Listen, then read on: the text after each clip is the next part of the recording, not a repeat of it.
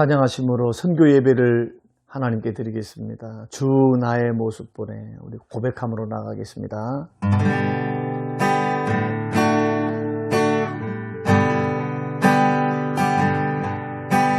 주 나의 모습 보내 상한 나의 맘 보시네. 주 나의 눈물 안에 홀로 울던 맘 아시네. 주 사랑 내게 있네. 그 사랑이 날 채우네.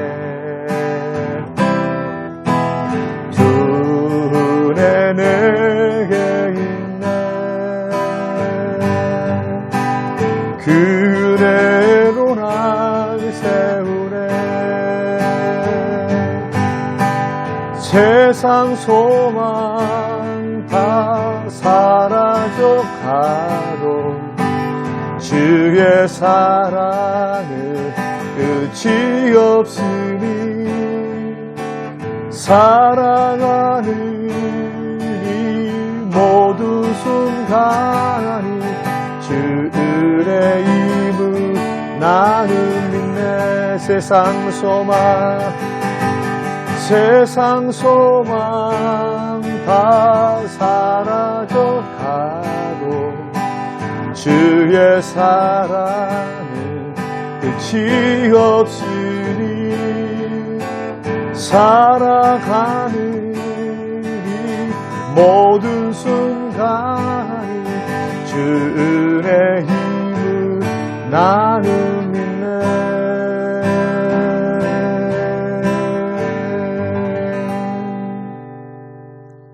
오늘 우리에게 주실 하나님의 말씀 베드로전서 2장 9절에서 10절 말씀입니다. 그러나 너희는 택하신 족속이요 왕같은 제사장들이요 거룩한 나라요 그의 소유가 된 백성이니 이는 너희를 어두운 데서 불러내어 그의 기이한 빛에 들어가게 하신 이에 아름다운 덕을 선포하게 하려 하심이라. 너희가 전에는 백성이 아니더니 이제는 하나님의 백성이요 전에는 긍휼을 얻지 못하였더니 이제는 긍휼을 얻은 자니라. 고마우신 하나님, 선교회로 모이게 하시고 하나님 앞에 찬양하며 예배하게 하심을 감사합니다. 하나님 영광을 받으시옵소서. 찬양을 받으시옵소서. 하나님, 특별히 오늘부터 성도됨의 정체성에 대해서 우리가 말씀을 나누며 이 세상을 믿는 자들이 어떻게 살아야 하는지, 우리는 누구인지, 어떤 목적, 어떤 목표를 가지고 우리는 삶을 살아가야 하는지 큰 그림을 그리기 원하오니 주여 우리에게 깨닫는 은혜를 주시옵고 직장 생활하는 중에도 믿는 사람의 본분을 잘 감당하여 천국길을 잘 걸어가는 복된 믿음의 형제들 되게 하옵소서. 깨닫는 은혜 주시기를 예수님 이름으로 기도합니다. 아멘. 사랑하는 우리 신우회원 여러분, 한 주간도 주 안에서 평안하셨습니까? 저는 몇 주간에 걸쳐서 성도는 누구일까? 성도는 세상 사람들과 어떻게 다를까? 그리고 성도들의 삶의 목표는 뭐여야 되고 삶의 목적은 무엇이어야 되는가? 우리 신앙생활 하는 데 있어서, 직장생활 하는 데 있어서, 특별히 크리스찬들로서 성도는 누구일까? 정체성. 그래서 이 정체성을 통해서 큰 그림, 우리가 달려갈 때 목적지를 우리가 향방 없이 권투하는 사람이 향방 없이 허공을 치는 것이 아니듯, 마라톤 선수가 정해진 룰을 통해서 열심히 뜀박질을 하듯 예수 믿는 사람들도 성경이 가르쳐 주신 66권이 가르쳐 주신 그러한 큰 틀, 그 틀을 안에서 우리가 좀 걸어갈 수 있게 되시길 바랍니다. 산발적으로 진리들이 하나님 말씀들이 해야 될 것도 많고 하지 말아야 될 것도 많지만 그러나 신앙생활에 큰 틀이 있어야 돼요. 그러기 위해서는 성도가 누구인가, 그리고 어떤 목표를 가지고 살아야 하는가, 삶의 목적은 크리스찬들에게서 무엇이 되어야 하는가, 이것을 우리가 집중적으로 몇 주에 걸쳐서 함께 배우기를 원합니다. 우린 지금으로부터 20년 전 1992년 이후로 해서 위키피디아라고 하는 인터넷 백과사전에 참 예수 믿는 사람들이 자존심 상하는 신조어가 등장을 했습니다. 그 이름이 개독입니다. 여러분 들어보셨죠? 기독교도 아니고 개독교 하면서 개독. 자, 개독이라고 하는 말은 처음에 기독교 개신교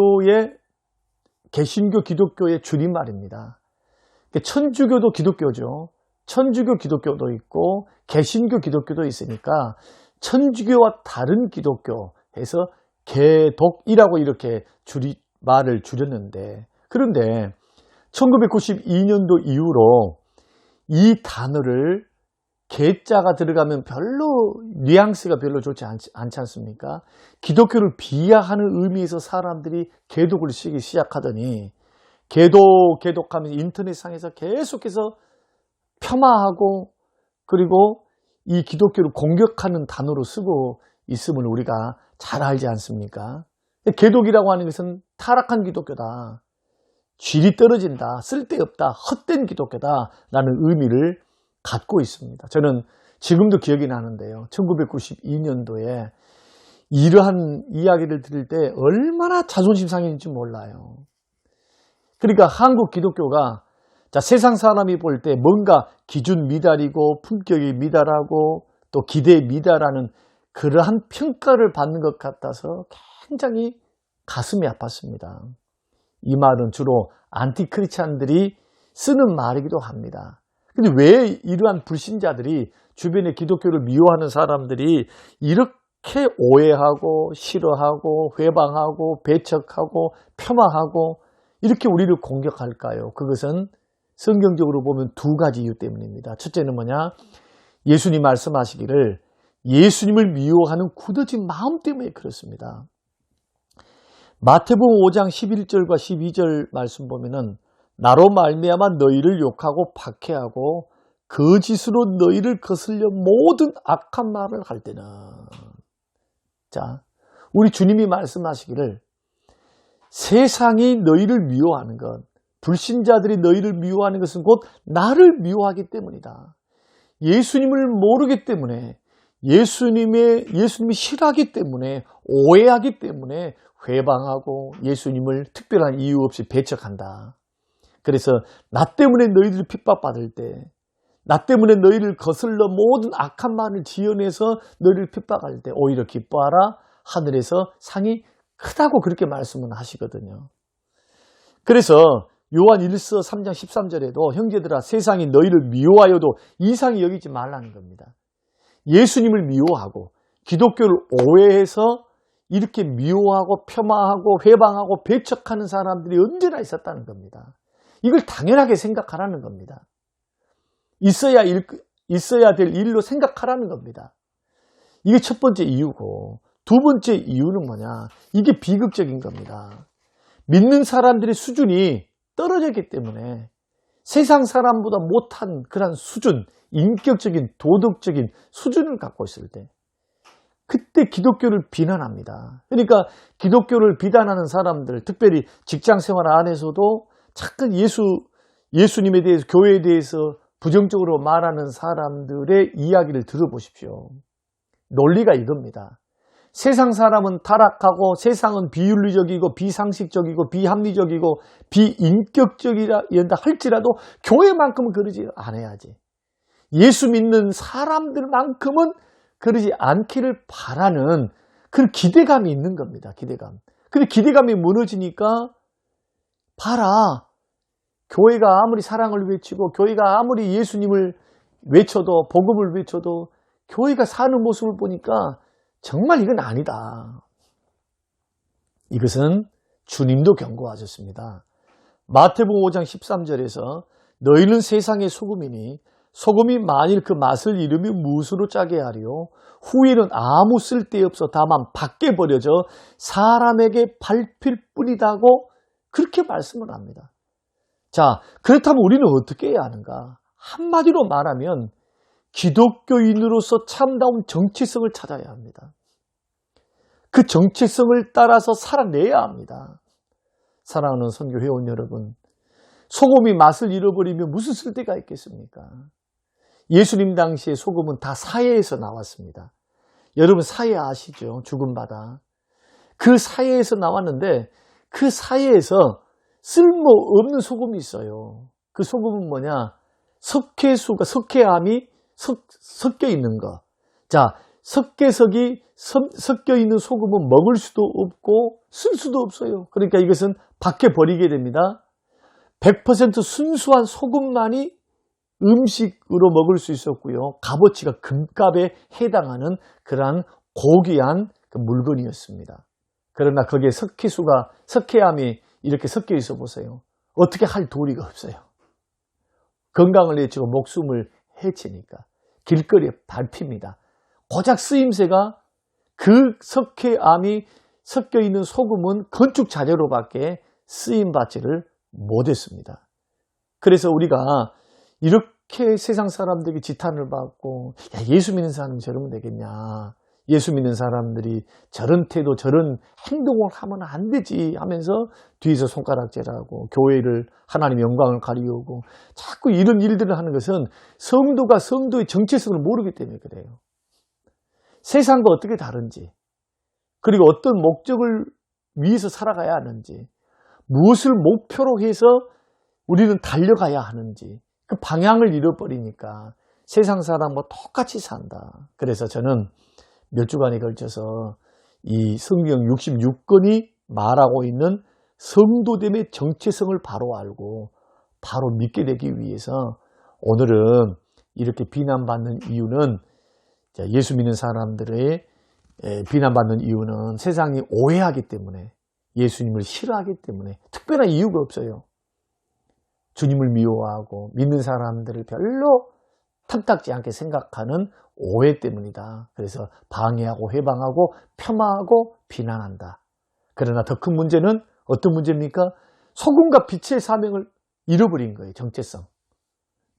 그래서 우리는 정체성을 찾아가야 되는데 적어도 5가지 정체성을 저는 설명을 좀 드리려고 하는. 첫째는 뭐냐? 성도는 세상 사람과 다른 정체성을 갖고 있다는 겁니다. 세상 사람과 다르다는 거예요. 정체성이. 두 번째는 다른 생명을 갖고 있으면 생명이 달라요. 우리는 영생을 얻었습니다. 세 번째는 다른 목적으로 살아가죠. 목적이 달라요. 세상 사람들과. 네 번째는 다른 목표를 이루며 살아갑니다. 다른 목표가 있어요. 66권을 통해서 우리는 구체적으로 살펴보면서 신앙생활에 큰 그림을 그렸으면 좋겠습니다. 큰 숲을 그렸으면 좋겠어요. 뼈다리를 세웠으면 좋겠습니다. 아, 이렇게 다르구나. 아, 이런 목적을 가지고 살아야 되구나. 아, 이런 목표를 설정해서 신앙생활을 이렇게 해나가야 되는구나. 여러분 이 말씀과 함께 하시면서 우리 선교 회원들이 건강하게 정말 아름답게 여러분 신앙생활 잘 걸어가시는 우리 모든 선교 회원들이 되시기를 주님의 이름으로 축원합니다.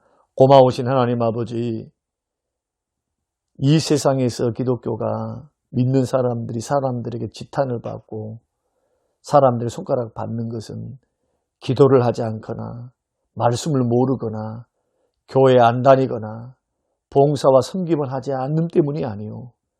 세상 사람들의 기대가 예수 닮지 못했다. 예수님은 그렇게 가르치지 않았는데 믿는 사람들이 자기의 본분을 잃어버리는 정체성을 잃어버리는 문제임을 다시 한번 자각하고 우리의 신앙을 점검하기 원합니다. 우리는 어떤 목적을 위해서 살아가는지 신앙생활의 목표는 성경은 뭐라고 말씀하는지 어디에 우리의 인생을 투자하고 우리는 인생을 하나님 앞에 드려야 하는지 하나님 하나씩 읽어나가고 배워나갈 때 하나님 우리의 신앙에 큰 그림을 그리게 하시고 아름답게 성장해 갈 수 있도록 균형 잡힌 건강한 신앙생활, 아름다운 예수 닮은 하나님의 사람들, 직장에서도 많은 사람의 칭찬과 존경을 받는 기독교인이 될 수 있도록 축복하옵소서. 감사드리며 예수님 이름으로 기도합니다. 아멘.